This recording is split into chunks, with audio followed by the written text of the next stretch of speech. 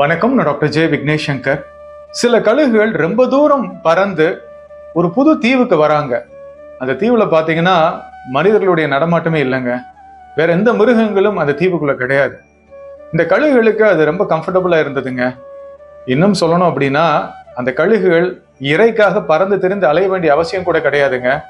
அந்த கழுகுகளுக்கு தேவையான மீன், தவளை, மற்ற எல்லா உணவுகளும் பாத்தீங்கன்னா அதுக்கு ரொம்ப ஈஸியாவே கிடைச்சது.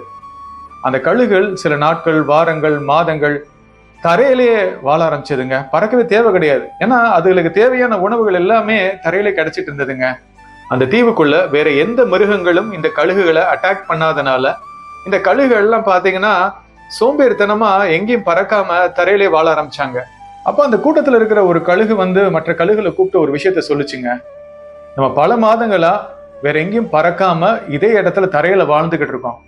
நம்மளுடைய தனித்துவம் என்ன அப்படின்னா நம்ம ரெக்கைகள் தான். அதன் மூலமா தான் நம்மளால உயர பறக்க முடியும்.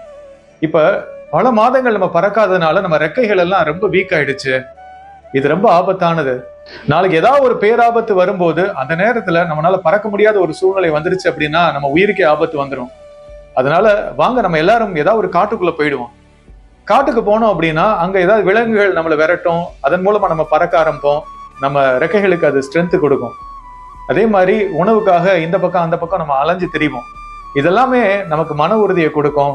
இப்படி இதே இடத்துல நம்ம நீண்ட நாட்கள் இருந்தோம் அப்படின்னா நம்ம மனம் மட்டும் உடல் வலிமையை நம்ம இழந்துருவோம் அப்படின்னு அந்த கழுகு சொல்லுச்சுங்க. இதை கேட்டவுடன் மற்ற கழுகுகள் எல்லாம் சிரிக்க ஆரம்பிச்சுது.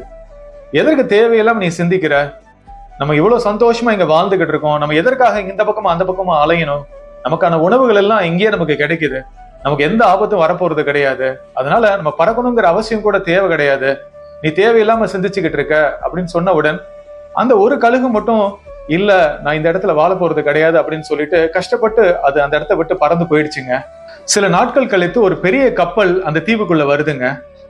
தீவுக்குள்ள அந்த கப்பல் வந்ததுக்கு அப்புறம் பாத்தீங்கன்னா கப்பல்ல இருந்து நிறைய சிறுத்தைகளை இறக்கி விடுறாங்க. இந்த சிறுத்தைகள்லாம் ஒரு ஊருக்குள்ள வந்திருக்குங்க. அதை மக்கள் பிடிச்சிட்டு வந்து இந்த தீவுக்குள்ள இறக்கி விடுறாங்க. இந்த சிறுத்தைகள் கழுகுகளை பார்த்த உடனே உணவு கிடைச்சிருச்சுங்கிற உற்சாகத்துல அந்த கழுகுகளை விரட்ட ஆரம்பிக்குதுங்க. இந்த கழுகுகள்னால பறக்க முடியலங்க. ஏன்னா பல மாதங்கள் அந்த கழுகுகள் பறக்கவே இல்லைங்க. அதுகளுடைய ரெக்கைகள் எல்லாம் வீக் ஆயிடுச்சுங்க. அதனால அந்த சிறுத்தைகளுக்கு இந்த கழுகுகள் இரையாயிடுச்சு. அடுத்த சில நாட்கள்ல ஏற்கனவே இங்கிருந்து கிளம்பி போன ஒரு கழுகு மறுபடியும் தன்னுடைய நண்பர்களை பார்க்க அங்க வருதுங்க. வந்ததுக்கு அப்புறம் தான் அந்த கழுகுக்கு தெரியுது தன்னுடைய நண்பர்கள் எல்லாம் இறந்து போயிட்டாங்க அப்படின்னு. அதுல ஒரு கழுகு மட்டும் அடிபட்டு எப்படியோ தப்பிச்சு ஒரு மரத்துக்கு பின்னாடி ஒளிஞ்சிருந்ததுங்க. அந்த அடிபட்ட கழுகு வந்த கழுகு கிட்ட சொன்னதுங்க, நீ ஏற்கனவே சொன்னது உண்மைதான். நம்ம பல மாதங்களாக இந்த தீவுல இருந்திருக்க கூடாது. இந்த தீவுல ரொம்ப கம்ஃபர்டபுளா தரையிலே வாழ்ந்ததுனால திடீர்னு சிறுத்தைகள் அட்டாக் பண்ண வந்த போது கழுகுகள் யாருனாலையும் பறக்கவே முடியல. அதனாலதான் எல்லா கழுகுகளும் இறந்து போயிடுச்சு. நமக்கான மாற்றத்தை ஏற்படுத்தி எல்லா கழுகுகளும் இங்க இருந்து பறந்து போயிருந்தோம் அப்படின்னா இன்னைக்கு இத்தனை உயிர் சேதம் ஏற்பட்டிருக்காது. ஒரு கம்ஃபர்ட் ஜோனுக்குள்ள, ஒரு குறுகிய வட்டத்துக்குள்ள மாற்றத்தை ஏற்படுத்தாம நிரந்தரமா இங்கே வாழ்ந்துடலாங்கிற ஒரு மனநிலையில இருந்தனாலதான் இந்த மாதிரி ஒரு சூழ்நிலை நமக்கு ஏற்பட்டது அப்படின்னு வருத்தத்தோட அந்த கழுகு சொல்லியிருக்குங்க. இப்ப நான் சொன்ன இந்த கதை நம்முடைய வாழ்க்கைக்கும் பொருந்துங்க. நிறைய மனிதர்கள் அவங்களும் ஒரு சின்ன வட்டத்துக்குள்ளதான் அவங்க வாழ்க்கை வாழ்ந்துட்டு இருக்காங்க. அவங்களுடைய மனம் மாற்றத்தை விரும்புறது கிடையாதுங்க. மாற்றத்தை நினைச்சு பயப்படுறாங்க. ஏற்கனவே கம்ஃபர்டபுளா இருக்கிற ஒரு விஷயத்த தொடர்ந்து பண்ணிக்கிட்டு இருக்குன்ற ஒரு மனநிலையில் இருக்கிறதுனாலதான் வாழ்க்கையில அவங்களால அடுத்த கட்டத்துக்கு போக முடியலங்க. இப்ப உதாரணத்துக்கு நிறைய பேர் பாத்தீங்கன்னா புதுசா எந்த முயற்சியும் எடுக்க மாட்டாங்க. லைஃப்ல ரிஸ்கே எடுக்க மாட்டாங்க. ஏன்னா அவங்களுடைய மனம் அனுமதிக்காதுங்க. இந்த மாதிரி ஒரு தன்மையில அவங்க வாழ்க்கையை வாழ்ந்துட்டு இருந்தாங்க அப்படின்னா வாழ்க்கையில உயர்ந்த நிலைகளை அவங்களால அடைய முடியாதுங்க.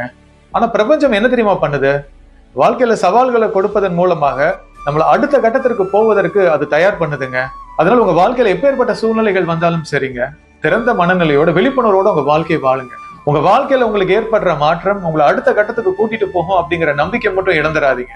இமாச்சல பிரதேசத்துல ஒரு கிராமத்துல ராக்கிங்கிற நாய் இரவு 12:30 மணிக்கு தொடர்ந்து குலைச்சிட்டே இருந்திருக்குங்க. இந்த மாதிரிலாம் அது தொடர்ந்து குலைச்சிட்டே இருந்தது கிடையாதுங்க. அந்த வீட்டு ஓனருக்கு சந்தேகம் வந்து வீட்டை திறந்து பார்த்திருக்காரு. இரவு முழுவதும் மழை பெஞ்சதுனால நிலச்சரிவு ஏற்பட ஆரம்பிச்சிருக்குங்க. இதனால அந்த வீட்டு ஓனர் என்ன தெரியுமா பண்ணாரு? அந்த கிராமத்துல மொத்தம் 22 குடும்பங்கள் இருந்திருக்குங்க. ஒவ்வொரு வீடா போய் தூங்கிட்டு இருக்கவங்களை எழுப்பி அங்கிருந்து அவங்க எல்லாருமே அவர் கூட்டிட்டு போயிருக்காருங்க. அந்த 22 குடும்பங்களும் அந்த இடத்தை விட்டு கிளம்பி போனதுக்கு அப்புறம் மிகப்பெரிய நிலச்சரிவு அங்க ஏற்பட்டிருக்குங்க. ஒருவேளை அந்த ராக்கிங்கிற நாய் அன்னைக்கு குலைக்காம இருந்ததுன்னு வைங்களேன், அந்த 22 குடும்பமும் மண்ணோட மண்ணா இருக்குங்க. ராக்கிங்கிற அந்த நாயோட விசுவாசத்தை ஒரு பக்கம் நம்ம பாராட்டினாலும் இன்னொரு பக்கம் அந்த நாய் மிக அதிகமான விழிப்புணர்வோடு இருந்ததுங்க. தன்னை சுற்றி என்ன நடக்குதுங்கிறத அது கண்காணிச்சுட்டே இருந்தது. மாற்றத்தை அது எதிர்நோக்கி இருந்ததுங்க. அதனாலதான் மிகப்பெரிய நிலச்சரிவு வரப்போகுதுங்கிறத தெரிந்து கொண்டு ஹவுஸ் ஓனருக்கு அது சிக்னல் கொடுத்துக்கிட்டே இருந்ததுங்க. இதன் மூலமாக 22 குடும்பங்களை அந்த நாய் காப்பாத்திருக்கு. நம்முடைய வாழ்க்கையிலும் தனிப்பட்ட முறையில ஒரு சின்ன வட்டத்துக்குள்ள நம்ம வாழ்க்கையை வாழாம நம்மளை சுற்றி என்ன நடக்குது அப்படிங்கிறத விழிப்புணர்வோட நம்ம கவனிக்கணுங்க. மாற்றம் எப்பனாலும் நிகழலாம் அப்படிங்கிற அந்த மனநிலையோட நம்ம வாழ்க்கையை வாழும் போது எப்பேற்பட்ட சவால்கள் வந்தாலும் அது துணிச்சலா நம்மளால எதிர்கொள்ள முடியுங்க. சென்னையில வாழ்ற தங்கம் பாட்டியை பற்றிய செய்தியை நான் கேள்விப்பட்டேங்க. ரொம்ப இன்ஸ்பைரிங்கா இருந்ததுங்க. தங்கம் பாட்டிக்கு இப்ப 75 வயசுங்க. அவங்களுடைய 20வது வயதுல இருந்து அவங்க கடினமா உழைச்சிக்கிட்டு இருக்காங்க.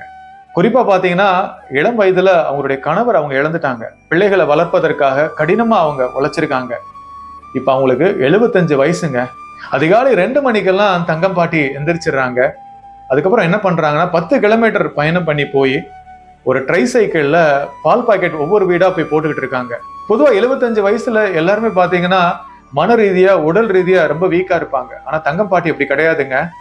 இறைவன் அவங்களுக்குள்ள எனர்ஜியை கொடுத்திருக்காரு, அந்த ஆற்றலை கொடுத்திருக்காரு அப்படிங்கறத முழுமையா நம்புறாங்க. கம்ஃபர்ட் ஜோன்ல இருந்து வெளியில போறாங்க. அதாவது ஒரு சின்ன வட்டத்துல இருந்து வெளியில போய் மாற்றத்தை ஏற்றுக்கொண்டு இன்னைக்கு பல பேருக்கு அவங்க இன்ஸ்பிரேஷனா முன்மாதிரியா இருக்காங்க. தன்னுடைய பிள்ளைகள் யாருக்கிட்டையும் போய் கையேந்தி நின்றக்கூடாது அப்படிங்கிற அந்த மன உறுதியோட அவங்களுடைய 20வது வயசுல அவங்க வேலை பார்க்க தொடங்கினாங்க. இன்னைக்கு 75 வயசு வரைக்கும் பாத்தீங்கன்னா அதே மன உறுதியோட அவங்க வேலை பார்க்கறாங்க. இப்ப உங்க வாழ்க்கையில நீங்க எப்பேற்பட்ட சிச்சுவேஷன்ல இருக்கலாங்க, நம்பிக்கை இழந்துடாதீங்க. இந்த சூழ்நிலை மூலமாக அந்த இறைவனும் பிரபஞ்சமும் உங்களை கம்ஃபர்ட் ஜோன்ல இருந்து வெளியில கொண்டு வராங்க. ஒரு சின்ன வட்டத்துல இருந்து உங்களை வெளியில கொண்டு வந்து உங்களை வாழ்க்கையில அடுத்த கட்டத்துக்கு கூட்டிட்டு போறதுக்கான முயற்சி நடக்குது அப்படிங்கறத மட்டும் நம்புங்க. நீங்க செய்ய வேண்டிய விஷயம் என்ன தெரியுமா? இந்த நேரத்துல விழிப்புணர்வோட இருங்க. எப்படி தங்கம் பாட்டி இந்த வயசுலயும் நம்பிக்கை இழக்காமல் துணிச்சலா செயல்படுறாங்க, அந்த மாதிரி ஒரு தைரியத்தோட எல்லா சூழ்நிலையும் நீங்க ஃபேஸ் பண்ணுங்க. இந்த மாதிரி ஒரு தன்மையில உங்க வாழ்க்கையை நீங்க வாழும் போது அந்த இறை சக்தி உங்களை நேர்த்திய வழிநடத்தி உங்க வாழ்க்கையில பல அற்புதங்களை நிகழ்த்துங்க. இதன் மூலமாக ஒரு 2.0 வருஷனா ஒரு புது வாழ்க்கையை உங்களால வாழ முடியும். வாழ்க்கையில் நீ விடும் ஒவ்வொரு சொட்டு கண்ணீருக்கும் பதில் உண்டு, கலங்காதே. உன் நிம்மதி இல்லாத வாழ்க்கையை நான் இன்பம் பெருகும் வாழ்க்கையாக மாற்றுவேன். இனி வரும் நாட்கள் நிச்சயம் அழகானவை என்று இறைவன் கூறுகிறார். இந்த வீடியோவை லைக் பண்ணி ஷேர் பண்ணுங்க. என்னோட YouTube channel doctor Vignesh Shankar நீங்க சப்ஸ்கிரைப் பண்ணுங்க. நன்றி.